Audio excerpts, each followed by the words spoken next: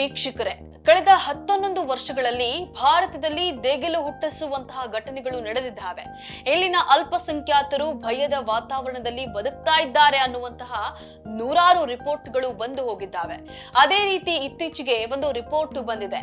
ಭಾರತದಲ್ಲಿ ಇತ್ತೀಚಿನ ಕೆಲ ವರ್ಷಗಳಲ್ಲಿ ಹೆಚ್ಚಾಗ್ತಾ ಇರೋ ದ್ವೇಷ ಭಾಷಣಗಳ ಕುರಿತಾಗಿ ಆ ರಿಪೋರ್ಟ್ ಅನ್ನ ತಯಾರಿಸಲಾಗಿದೆ.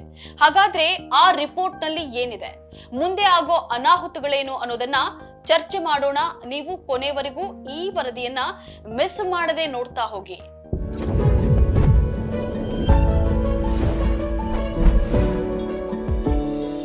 ಪ್ರಿಯ ವೀಕ್ಷಕರೇ, ಇತ್ತೀಚೆಗೆ ವಾಷಿಂಗ್ಟನ್ ಡಿಸಿ ಮೂಲದ ಸಂಶೋಧನಾ ಸಂಸ್ಥೆಯಾದ ಇಂಡಿಯಾ ಹೇಟ್ ಲ್ಯಾಬ್ ಒಂದು ವರದಿಯನ್ನ ಪ್ರಕಟ ಮಾಡಿದೆ.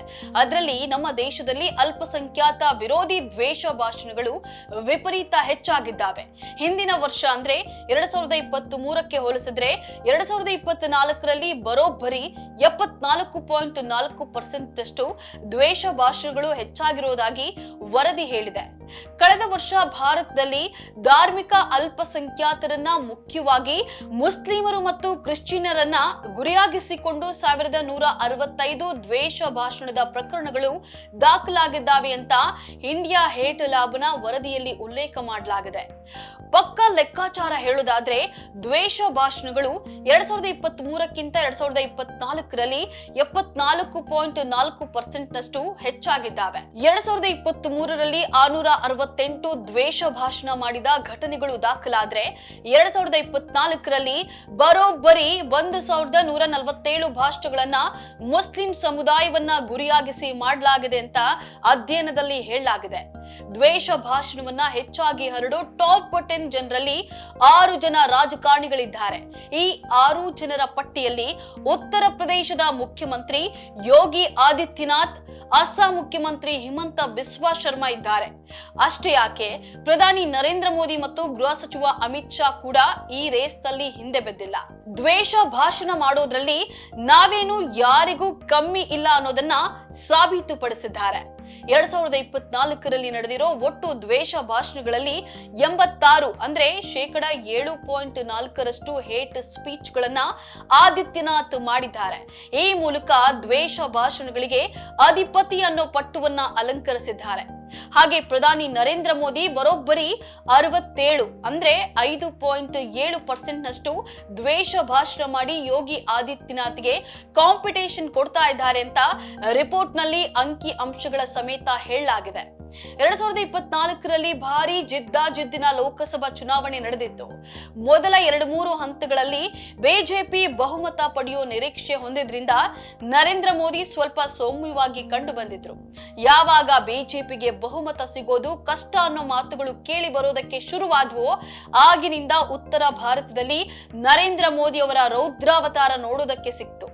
ಬಹುಸಂಖ್ಯಾತ ಹಿಂದೂ ಮತಗಳನ್ನ ಕ್ರೋಢೀಕರಿಸುವ ಪ್ರಯತ್ನದ ಭಾಗವಾಗಿ ಪ್ರಚಾರದ ಸಂದರ್ಭದಲ್ಲಿ ಮುಸ್ಲಿಂ ವಿರೋಧಿ ಭಾಷಣಗಳನ್ನ ಮಾಡಿದ್ರು. ಬಿಜೆಪಿ ರ್ಯಾಲಿಗಳಲ್ಲಿ ಮುಸ್ಲಿಮರನ್ನ ನುಸುಳುಕೋರರು ಅಂತ ಕರೆದ್ರು. ಕಾಂಗ್ರೆಸ್ ಗೆದ್ಬಿಟ್ರೆ ದೇಶದ ಸಂಪತ್ತನ್ನ ಮುಸ್ಲಿಮರಿಗೆ ಹಂಚಿಕೆ ಮಾಡುತ್ತೆ ಅನ್ನೋ ಹೇಳಿಕೆಗಳು ಮೋದಿ ಅವರ ಬಾಯಿಂದ ಬಂದಿದ್ವು. ನೋಡಿ, 2023ಕ್ಕೆ ಹೋಲಿಸಿದ್ರೆ 2024ರಲ್ಲಿ 74.4% ನಷ್ಟು ದ್ವೇಷ ಭಾಷಣಗಳು ಹೆಚ್ಚಾಗಿದ್ದಾವೆ. ಇದರಲ್ಲಿ 450ಕ್ಕೂ ಹೆಚ್ಚಿನ ದ್ವೇಷ ಭಾಷಣಗಳನ್ನ ಬಿಜೆಪಿ ನಾಯಕರೇ ಮಾಡಿದ್ದಾರೆ. ಈ ಭಾಷಣಗಳಲ್ಲಿ ಮುಸ್ಲಿಮರನ್ನ ಹಿಂದೂಗಳ ಶತ್ರುಗಳು, ಭಾರತಕ್ಕೆ ದೇಶ ದ್ರೋಹಿಗಳು ಅನ್ನೋ ರೀತಿ ಚಿತ್ರಿಸಲಾಗಿದೆ. ಮತ್ತೊಂದು ಕಡೆ ಧಾರ್ಮಿಕ ಸ್ಥಳಗಳನ್ನ ಧ್ವಂಸ ಮಾಡೋ ರೀತಿಯ ಭಾಷಣಗಳಲ್ಲಿ ಅತ್ಯಂತ ಆತಂಕಕಾರಿ ಏರಿಕೆ ಕಂಡು ಬಂದಿರೋದಾಗಿ ವರದಿ ಹೇಳಿದೆ. ಕಳೆದ ವರ್ಷ ಲೋಕಸಭಾ ಚುನಾವಣೆಗೂ ಮೊದಲು ನರೇಂದ್ರ ಮೋದಿ ರಾಮ ಮಂದಿರವನ್ನ ಉದ್ಘಾಟಿಸಿದ ನಂತರ ಈ ಬೆಳವಣಿಗೆ ಹೆಚ್ಚಾಗಿದೆ ಅಂತ ವರದಿಯಲ್ಲಿ ಉಲ್ಲೇಖ ಮಾಡಲಾಗಿದೆ. ಇನ್ನು 2024ರಲ್ಲಿ ದ್ವೇಷ ಭಾಷಣ ಹರಡುವಲ್ಲಿ ಸಾಮಾಜಿಕ ಜಾಲತಾಣಗಳು ವಹಿಸಿದ ಪಾತ್ರವನ್ನು ಸಹ ಇಂಡಿಯಾ ಹೇಟ್ ಲ್ಯಾಬ್ ಚರ್ಚೆ ಮಾಡಿದೆ. ರಾಜಕೀಯ ರ್ಯಾಲಿಗಳು, ಪ್ರಚಾರ ಕಾರ್ಯಕ್ರಮಗಳು, ಧಾರ್ಮಿಕ ಕಾರ್ಯಕ್ರಮಗಳು ಮತ್ತು ಪ್ರತಿಭಟನಾ ಮೆರವಣಿಗೆಗಳಲ್ಲಿ ದ್ವೇಷ ಭಾಷಣಗಳು ಹೆಚ್ಚಾಗಿ ಕಂಡು ಬಂದಿವೆ. 2024ರಲ್ಲಿ ದಾಖಲಾದ 931 ಪ್ರಕರಣಗಳಲ್ಲಿ 79.9% ಹತ್ತತ್ರ 80% ನಷ್ಟು ಘಟನೆಗಳು ಬಿಜೆಪಿ ಆಡಳಿತ ಇರೋ ರಾಜ್ಯಗಳಲ್ಲೇ ನಡೆದಿದ್ದಾವೆ. ರಾಜಕಾರಣಕ್ಕೋಸ್ಕರನೇ ದ್ವೇಷ ಭಾಷಣಗಳನ್ನ ಮಾಡಲಾಗ್ತಿದೆ ಅಂತ ವರದಿ ಹೇಳಿದೆ. ವಿರೋಧ ಪಕ್ಷಗಳು ಆಡಳಿತದಲ್ಲಿರೋ ರಾಜ್ಯಗಳಲ್ಲಿ 234 ಅಂದ್ರೆ 20% ದ್ವೇಷ ಭಾಷಣದ ಘಟನೆಗಳು ದಾಖಲಾಗಿದ್ದಾವೆ. ಬಿಜೆಪಿ ಆಡಳಿತದಲ್ಲಿರೋ ಉತ್ತರ ಪ್ರದೇಶ, ಮಹಾರಾಷ್ಟ್ರ ಮತ್ತು ಮಧ್ಯಪ್ರದೇಶಗಳಲ್ಲಿ ಅತಿ ಹೆಚ್ಚು ಹೇಟ್ ಸ್ಪೀಚ್ಗಳು ನಡೆದಿದ್ದಾವೆ.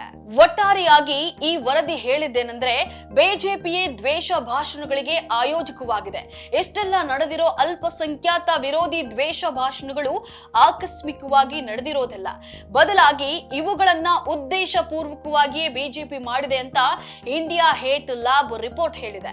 ಪ್ರಧಾನಿ ನರೇಂದ್ರ ಮೋದಿ ಅವರಂತೂ ರಾಜಕೀಯ ವಿರೋಧವನ್ನ ದುರ್ಬಲ ಮಾಡೋ ಉದ್ದೇಶದಿಂದ ಇಸ್ಲಾಮೋಫೋಬಿಕ್ ಹೇಳಿಕೆಗಳನ್ನ ಕೊಟ್ಟಿದ್ದಾರೆ ಅಂತ ವರದಿ ಹೇಳುತ್ತೆ. ಮೋದಿ ಅವರ ಈ ಹೇಳಿಕೆ ತಪ್ಪು ಮಾಹಿತಿ ಕೊಡೋ ಮೂಲಕ ಬಹುಸಂಖ್ಯಾತ ಹಿಂದೂ ಸಮುದಾಯವನ್ನ ಭಯದಲ್ಲಿ ಇಡೋ ಉದ್ದೇಶ ಹೊಂದಿತ್ತು. India hate lab report analysis ಮಾಡಿದೆ. ಒಟ್ನಲ್ಲಿ ಇಂಡಿಯಾ ಹೇಟ್ ಲ್ಯಾಬ್ ವರದಿ ಪ್ರಕಾರ ಬಿಜೆಪಿ ದ್ವೇಷ ಭಾಷಣಗಳ ಹರಿಕಾರ ಅನಿಸಿಕೊಂಡ್ರೆ ಯೋಗಿ ಆದಿತ್ಯನಾಥ್ ಮತ್ತು ನರೇಂದ್ರ ಮೋದಿ ಅವರು ಹೇಟ್ ಸ್ಪೀಚ್ ಗಳಿಗೆ ಪಿತಾಮಹರಾಗಿ ಬಿಟ್ಟಿದ್ದಾರೆ. ಕೊನೆಗೆ ಈ ವರದಿಯಲ್ಲಿ ದ್ವೇಷ ಭಾಷಣ ನಡೆದಿದ್ದೆಲ್ಲ ರಾಜಕೀಯಕ್ಕೋಸ್ಕರ ಅನ್ನೋ ಪಾಯಿಂಟ್ ಇದೆಯಲ್ಲ, ಅದನ್ನ ಜನರು ನೆನಪಿಟ್ಟುಕೊಂಡ್ರೆ ಸಾಕು. ಸೊ ಫ್ರೆಂಡ್ಸ್, ಇದು ಇವತ್ತಿನ ತ್ರಿವರ್ಣ ಸ್ಪೆಷಲ್. ಮತ್ತೆ ಭೇಟಿಯಾಗ್ತಿರೋಣ. ನಮಸ್ಕಾರ.